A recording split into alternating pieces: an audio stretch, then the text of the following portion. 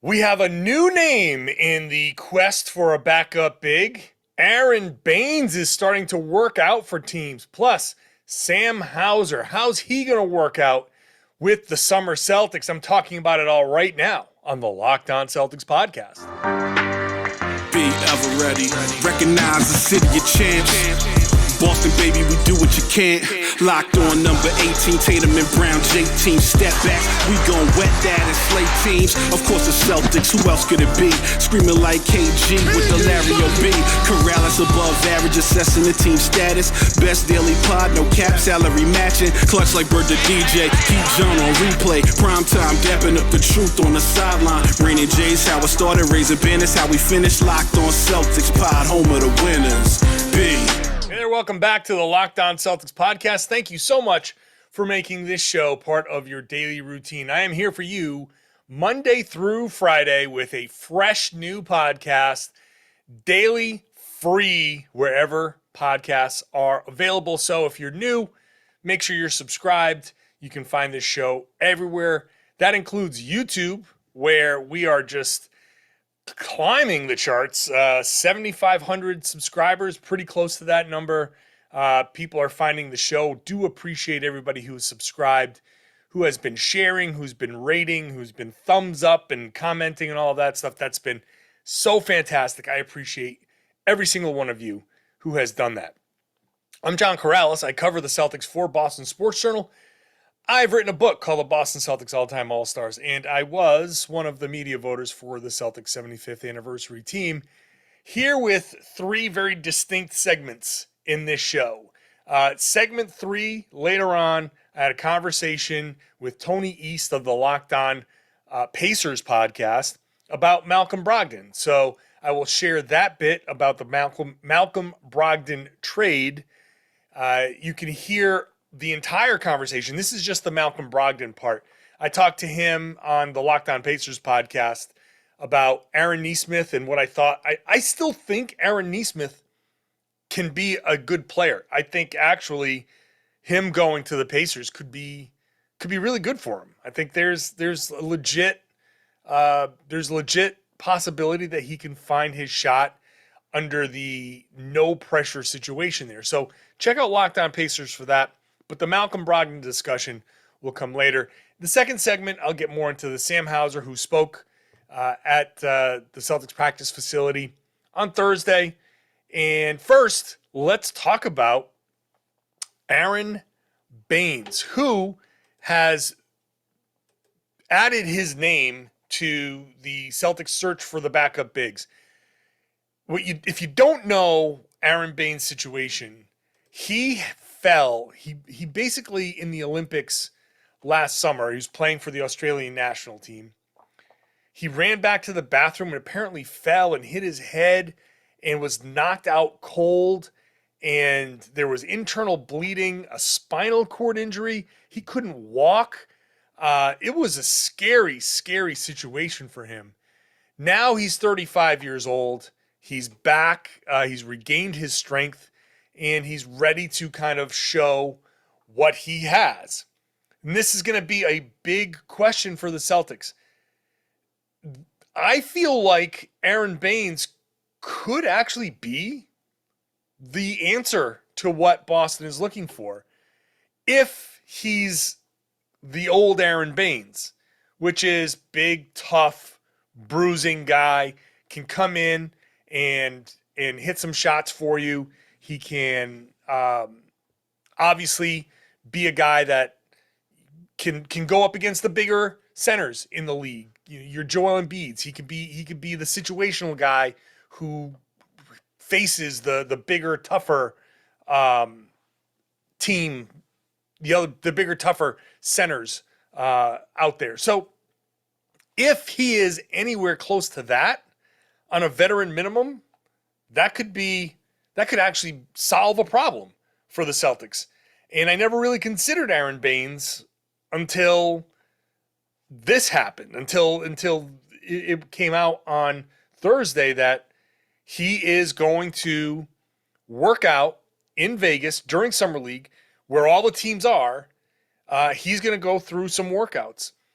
And obviously the Celtics are going to go look. I mean, I would expect them to be there. Not only does he have a connection to the Celtics, he has a connection to Ime Udoka. He was on that Spurs championship team in 2014. So he knows Ime. He's played for Ime when Ime was coaching as an assistant. So he's got that. And then obviously he has a strong connection to the Celtics where he played some of his best basketball. He was on the team, Jaylen Brown, Al Horford, Marcus Smart, Jayson Tatum, Robert Williams, all former teammates of his. He slides right in. Those guys, I mean, it's kind of funny. He's going to come back and be like, wait a second. It's wild to have left that locker room and come back and be like, oh, Jayson Tatum is a potential MVP candidate. Jaylen Brown's a former All-Star. Robert Williams has grown, and look, Rob has had awesome things to say. He loves Aron Baynes and he loves Al Horford. Like those guys, having Baynes back, I think would be great for Robert Williams. Not just get him some rest and not just give Al Horford some rest, but I think having Horford and Baynes around just helps with Rob and anything that helps with Rob and just pushing him along, continuing his development, that I think could be a big deal. I mean, that he was a rookie when Baynes and Horford were around. So I'm sure Baynes going to be like, wow, you've made a lot of progress. Not that he's never seen him play, but just being in there and around him, Rob's gotten bigger. He's gotten stronger. He's gotten, he's figured out a lot of things. So if Aron Baynes is at an NBA level, if he is very clearly, when they do the workout, if he's able to contribute at an NBA level, I think the Celtics should just pounce on it. They should just do it now. Even after yesterday's podcast, where I was like, yeah, they should wait. They should probably, carry it into the regular season, just kind of see how things fit. I will make an exception when it comes to Aron Baynes because I think he's a good locker room guy. I think he's respected. He works his butt off. He's the type of guy that I think the Celtics could actually really use. A no-nonsense, probably knock some guys down in practice type of player that takes no crap from anybody, that is willing to go out there and do some of the dirty work. And you know what? After all of this time, probably isn't ready to handle a huge workload in the NBA. Again, he's 35. That's, I think at this point, he a limited role with some DNP coaches' decisions could just be the perfect role. And if he's choosing from between this and other teams, kind of has everything that he could be looking for, right? He's familiar with Brad. He's familiar with a lot of the guys. He can slide right on in. The role is certainly a role where he knows he's going to get some minutes, but also it's not too burdensome, and it's a championship contender. He just comes right back to Boston where he's familiar. He knows the city, probably would feel very, very comfortable in this entire situation, and he gets to play for a potential championship. One more. Why not? It works. It works across the board. Sign me up if he's available. The key is just the workout. If he proves that he is able to play, sign him, lock him up, bring Aron Baynes in, close the books for the summer, and I'm good. One of the guys that the Celtics have locked up is Sam Hauser. He spoke to the media on Thursday. We'll talk a little bit about that. But first, I got to talk to you about TrueBill. It's the app that helps you identify and stop paying for subscriptions that you do not need, want, or simply forgot about. You keep getting these free trials. These free trials get you hooked on a service, whatever it is, and then you forget about it. They're designed to make you forget about it and then charge your card and have you go, oh, what? It's greedy corporations trying to pocket your money. On average, with TrueBill, people save up to $720 a year. Subscriptions are purposefully made hard to cancel. TrueBill makes it very simple. You link your accounts. TrueBill will cancel your unwanted subscriptions in one tap. And then TrueBill Concierge is there when you need them to cancel unwanted subscriptions so you don't have to. TrueBill has saved over 2 million users more than $100 million, all totaled. That's a lot of money. All right, Matthew B. said that he saved $660 a year on his DirecTV bill, $120 for his Sirius XM bill, and then saved $840 a year on car insurance. TrueBill can do a lot for you when it comes to subscriptions and working through some of the bills that you're paying to save you a lot of money. But make sure you do not fall for the subscription scams, especially. You can start canceling today at truebill.com/LockedOnNBA. Go right now. Truebill.com/LockedOnNBA could save you thousands a year. Truebill.com/LockedOnNBA. And thanks for making Locked On Celtics your first listen every day. Make Locked On NBA your second listen every day. I'm one of the hosts. We have rotating hosts all week long. Each day has a different group. On Wednesdays, I host with Jake Madison of Locked On Pelicans. We have a lot of fun. I always enjoy doing that show, and I hope you enjoy listening to or watching that show. You can find it wherever you found this one, as well as on YouTube. Sam Hauser spoke to the media before heading out to Vegas. The Celtics are going to Vegas Friday, and they have a game Saturday. I believe it's like 5 o'clock Eastern time. 5 o'clock Eastern time. So the Celtics are on their way to Summer League. Sam Hauser is the number one guy that I'm looking at because he signed a multi-year deal. It's a 3-year deal. Haven't seen the full structure because he hasn't signed the contract yet, but it's expected to be a 3-year deal with probably a non-guarantee in there somewhere. So he's going to be around for at least a couple years, unless, obviously trades or whatever, but expect him to be around for a couple of years. He's a very good shooter. We know this. In mostly garbage time, 26 games, he shot 43% for the Celtics. He shot almost 41% on threes in the G League. He took almost 11 threes per game. We know he's a shooter. We know that this is going to be what he does. What do we watch for out in Vegas? What are the limitations that he's going to have out in Vegas? We're getting ready to watch these games. They play Saturday, and then I think they play Monday and Tuesday. So Saturday, Monday, Tuesday, Thursday, and then their weird playoff, whatever it is that they do. But Hauser's a guy, every single one of his three-pointers, every single one that he's hit in the G League and the NBA has been assisted. They've all been catch and shoots. So he's going to Summer League, and it's a question that I asked him at the practice. He's going to Summer League, and it's, you're on a team where you're not exactly getting a bunch of guys looking to hit you in the corner for open shots. You might see J.D. Davison, on the floor trying to do that because he's a point guard, and that's how he's going to make his impression. It's not just scoring, but most of these guys on this Celtics Summer League roster, as much as they're trying to follow the Celtics game plan to some degree, they are not going to pass up opportunities to shoot. So a drive where Hauser is open might not be the pass out, the kick out that he's looking for.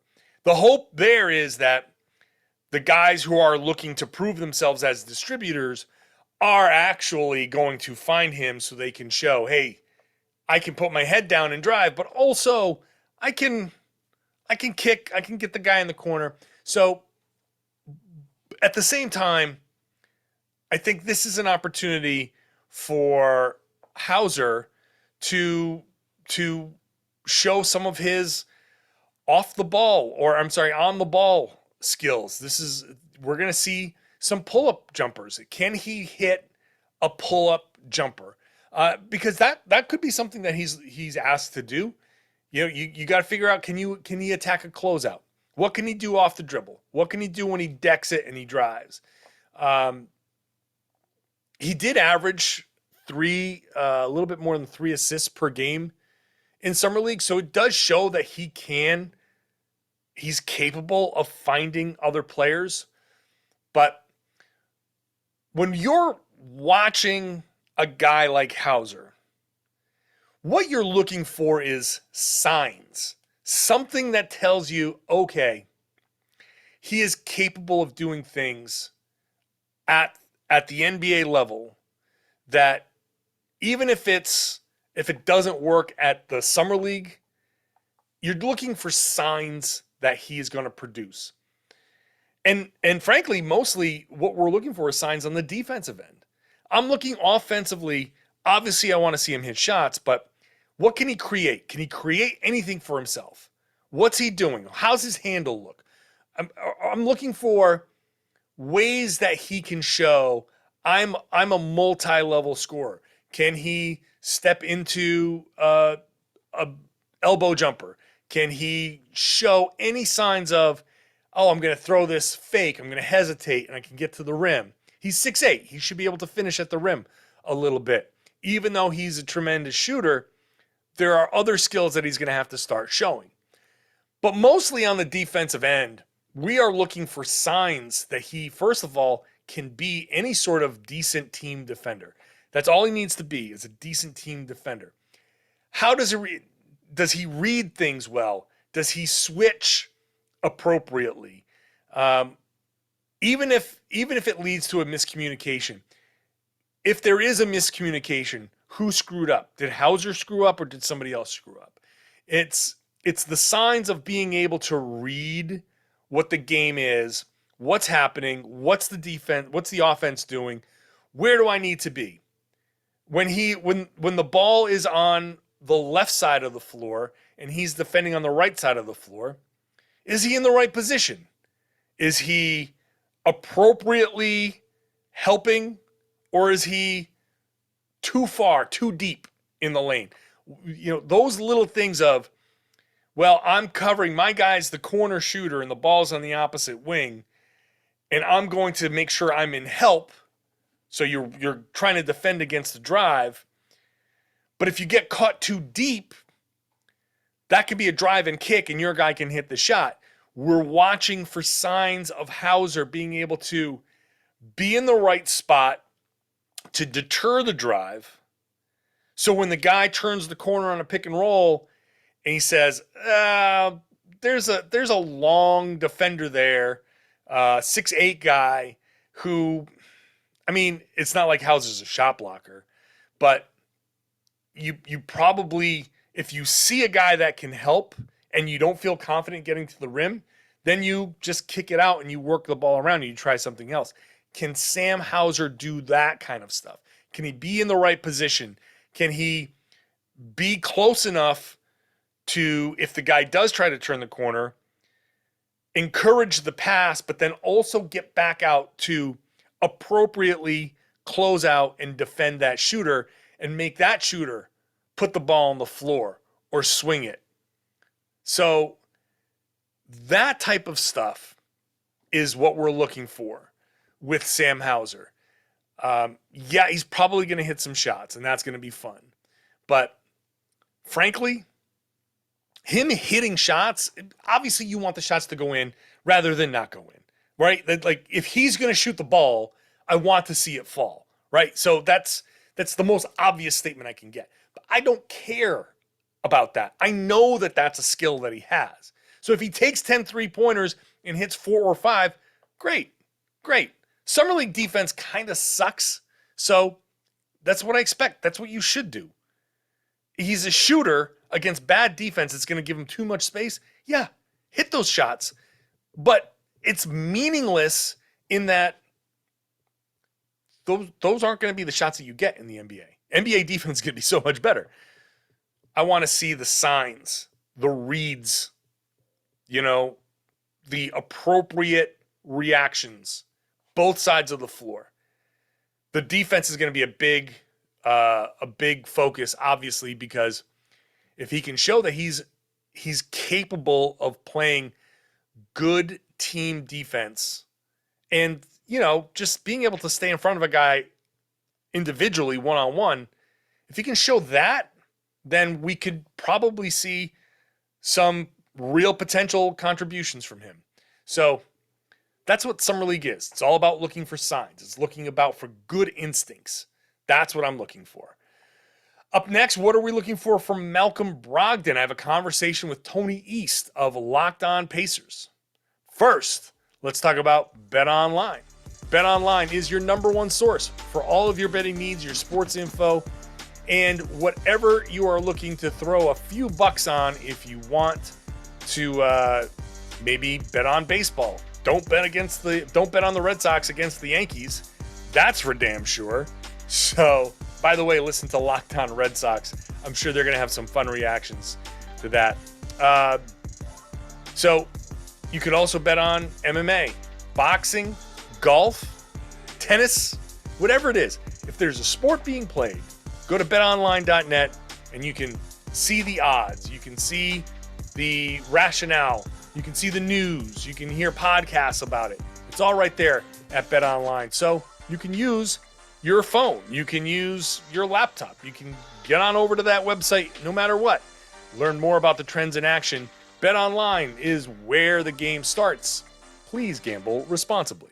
All right, we're going to wrap up the show with a conversation that I had with Tony East of the Locked On Pacers podcast. Again, you can listen to the Locked On Pacers podcast for all of our conversation. We talked about Daniel Tice and Aaron Nesmith, but this conversation focuses on Malcolm Brogdon. They got the best player in the trade. That is the headline of the deal. Malcolm Brogdon is a Celtic. What did you think of the value for Boston? Do you have any questions about Mr. Brogdon? Well, I mean, I think, you dump a bunch of nobodies for – no, I'm only kidding. But no, seriously, though, look, you get Brogdon. For all of the trade buzz around the draft for Brogdon to come away with him for really only one pseudo rotation player, because Nesmith wasn't in the rotation. For all the promise that I think he has, wasn't in the rotation. None of the other guys were in the rotation. Malik Fitz is an elite celebrator. That's going to be a big loss. But that's about it. Tice basically was unplayable after the first round of the series. So I felt good about the value there. First round pick doesn't really matter. I'm all for trading these picks, especially the way that Brad Stevens is doing it, kind of like 1 year at a time, not going way too far down the road, but like, oh, we're in this draft. We don't care about that. Sure. Take the pick. Not a big deal. This upcoming draft. Sure. Take the pick. Not a big deal. Obviously the number one question for me is, how easy is it for you to talk yourself into thinking that Malcolm Brogdon will be healthy this year? 100%. That has been the Malcolm Brogdon question for all of time. And when you look at the Pacers this past season, TJ Warren missed the whole season. See ya. Ricky Rubio missed the whole season. He's out. Malcolm Brogdon misses a bunch of time. See ya. Karis LeVert misses months. See ya. They are done with this injury crap. That's a big motivation for them getting rid of him. But yeah, I played less than 50 games per year with the Pacers over 3 years, which is just a bonkers way to look at it. That team had horrible health luck anyway, but that's why his value was what it was, right? That's why this guy who is awesome when he plays, like I've argued I argued he was the Pacers' best player at times during the most recent era, better than Sabonis when he plays, but he didn't play all the time. That's the big hurdle. Right. That's the thing. But I feel like bringing him off the bench and giving him 25 to 30 minutes a game versus the workload, especially the workload of being a primary point guard. I think getting him off the ball a bit is a big deal for preserving him some. Stick him in the corners a little bit. Let him catch and shoot a little bit more. Marcus Smart, I think, is going to be the point guard, the starting point guard. They're not going to mess with that. So bringing Brogdon in, even if he's hurt, even if he gives you 60 games, I still think that's pretty good. So I feel good about it. And I don't think, what do you think about this? Just the concept of he's not going to be the starting point guard. He's not going to be involved in all of the actions all the time. And that's a way to preserve his health. Yeah, I mean, you're looking at the Bucks playing for him, right? That's what he was next to Giannis. And there he played 75 games the first year and then 48 and then 64. Like those 2 of those 3 years are better than all of his Pacers years, right? So theoretically that sounds great. And then that also merges that he was very successful in that role, right? Toggling between that on-ball guy. And he wanted that. Why? He chose the Pacers to be a point guard more. He might be more effective, at least in a winning environment, being like playing off of a stud. Like him and Tatum, I think, will be really good together. Right. And that's where he will be able to thrive, is as you've described. Right? Coming out of the corner, shooting from deep, off of someone else. Yeah, if he doesn't have to do as much, perhaps that will be better on his body. A lower minutes load definitely will be better on any player's body. So, yes, that is, that's not like a Celtics colored glasses way of thinking about it. Like, that's legit. I think less minutes and a smaller role could help him, as shown by his games played in Milwaukee, and is shown by his effectiveness with that exact same franchise. Yeah, that's what I'm kind of banking on here. That I think a lot of people in Boston who are, it kind of depends on whether you're in the smart camp or the not smart camp, like as in Marcus Smart, not like intelligent or stupid. That's where I thought you were going with this. Yeah, no, the Marcus Smart camp or the non-Marcus Smart camp, where, or I mean, it kind of could fall down the same lines, because I think the people who are not Marcus Smart, I think you got to look past some of the things that I think people look at when they are anti-smart. So I think there was some celebration by people that, oh, good, we got Brogdon. He's going to be the starting point guard. I told you that Smart couldn't do it. And it's like, no, Smart's still going to be the starting guy. I think Brogdon in a role off the bench. And I don't know if you got this sense. Do you think like him at this point of his career, the step back, like understanding, like, okay, I get it. It didn't take much to get me. It didn't take much to trade for me. My value isn't exactly multiple first round picks. And I'm going to a place where there's a championship potential, but also a bench role. Like I think there's like a little bit of a, all right, I get it. I'm taking that step back. You think he's like ready to accept that role? Because I think if anything, that might be the biggest obstacle here. Can I pitch you another idea? Oh, from an outsider's perspective, what if the sixth man is Al Horford?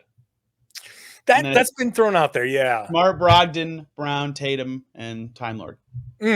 Yeah, I'm sure that's going to be part of the consideration. I'm very old as we talk about minutes and role.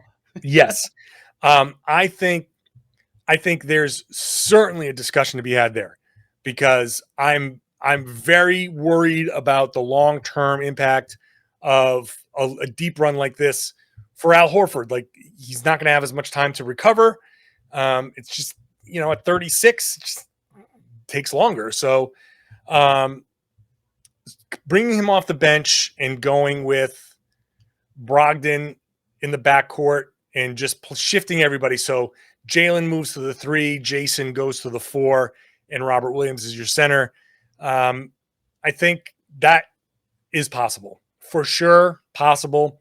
But then you run the risk of maybe running Malcolm Brogdon into the ground. And I'm not sure that that's where the Celtics want to go, but I think that could be something that works. I think the way we might look at it as Al Horford starts, plays a shorter stint, Danilo Gallinari comes in and spells him there, and then you rely on a Luke Cornett to give you a few minutes here and there during the regular season to be like, all right, these are the Luke Cornett minutes.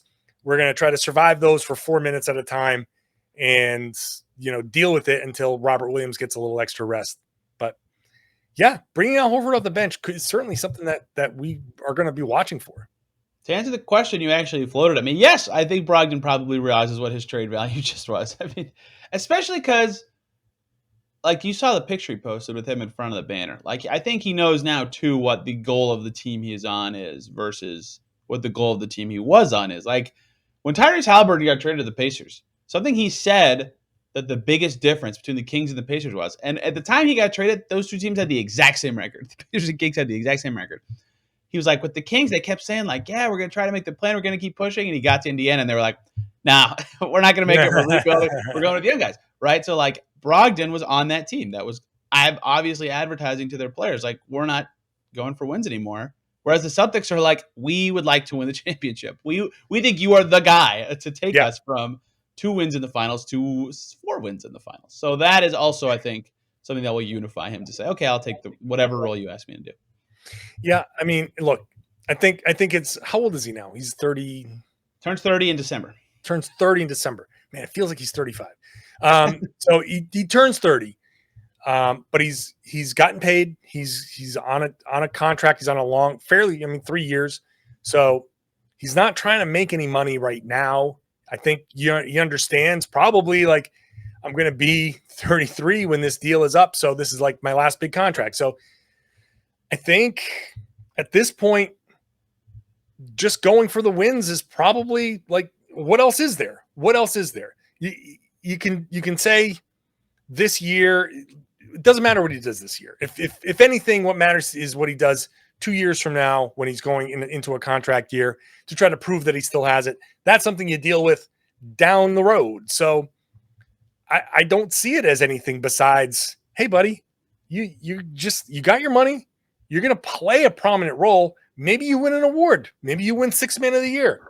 Like, why not be the best? You can say, hey, well, you're going to come off the bench, and guys take that as a slight, and I understand that, but why not be the best at it? And if the Celtics become a top seed and you say, wow, that bench was really a big deal, well, there's your 6th man. If he's out there scoring 15 to 20 points a game in 30 minutes and staying healthy, I think people look at it and be like, wow, Brogdon was the missing piece. Just like if you say he's the missing piece, then here's some hardware, buddy, and maybe a ring. Like, what part of this is a bad thing? No, I don't think there is one. I think it's a good trade for the Celtics. It was a really good fit, and he's a very, very Brad Stevens player, by the way. Like a textbook smart player, dribbles, passes right away, makes the right reads. Like Brad Stevens will absolutely love this guy. It's exactly it. Brad Stevens will love this guy. And he's a good defender, so the Celtics can just rampage on everybody next year on that end of the floor. Love it. It's a great fit. I know that this is a Celtics-centered segment, but I'm kind of like, dang, lucky Brogdon. He's in the perfect spot now. Yeah. I mean, I think this really is I think this is a home run. Like Brad Stevens. Look, let's turn it to Indiana. How about Indiana's Brad Stevens just hitting home runs for the Celtics? Not coaching IU basketball, so I know. Boy, that was a fun 5 minutes. I think he's obviously a tremendous coach, but like, I think he's really enjoying this gig, and I think he's killing it. He's made some great moves, and the moves that haven't been great, he immediately corrected those. So he's doing great. Like this. I love what the Celtics did, and it's a commitment to this starting 5, and it's a commitment to winning a championship with these guys. And I like that, Brogdon gets to be one of the guys that's, hey, it's a good feeling. I think it's a good feeling for a player. Like, I know we just spent this time like, can you adjust? Can you do this all? But I got to tell you, like, if somebody gave you a call and said, hey, it's not exactly the way we thought, you might have thought it was going to go, but also you're the guy, you're the missing piece. You're the part, you're the, my Simpsons references, you're the flame to the flaming Mo. Like, you're what makes this good. Like, we didn't win a championship. We think with you, we will. Like, that is like a hell of an ego boost. Like, that's a great spot to be in. I agree. I'm psyched for him, and I think both teams win, despite this not being the value many thought. I think that the reason for that is the Pacers are taking a big bet on Aaron Nesmith. That's what I think. And Brogdon. I mean, this is always like, to close, people always say like, that's all they got. I'm like, do you think they got a better offer? And they're like, nah, we're taking this worse one instead. Like, Minnesota offered us 3 unprotected firsts, but we're like, nope. We got to get that Daniel Tice. Yeah, that's always the part. Like, if I knew every trade offer they got for Brogdon, then yeah, I'm allowed to criticize what they did. But I have no idea. Like, I can only go off of what they did. So I think they're betting on Nesmith, but I like this trade for both teams for where they're headed. Do you have any closing thoughts here? Are we good to wrap up? No, I'm all out of thoughts for today. If you want to hear more about the defending champion or Eastern Conference champion, Boston Celtics, Yeah. John, where can people find your podcast? Well, that podcast will be done on June 18th, 2023. I don't know why I said that. That was incorrect. No, I'm appreciative of that Freudian slip. Thanks to Tony for taking a few minutes for that. Thank you to you for taking about 35 minutes to listen to the show. Hopefully, by now, you've gotten to this point. That means you like the show. And if you are not a subscriber, it means you're going to subscribe. You can get the show wherever podcasts exist. Spotify, Google, Apple, whatever apps are out there. You can listen to Locked On Celtics and subscribe wherever you get your podcast. I also am on YouTube, as I've been saying. You can subscribe there. You can hit that like button. I would really appreciate all of the comments, all of the likes, all of the everything you can do on YouTube to continue feeding that algorithm. And of course, sharing the podcast would be amazing. Tell your friends, tell everybody that they should be listening to and watching the Locked On Celtics podcast right here on the Locked On Podcast Network.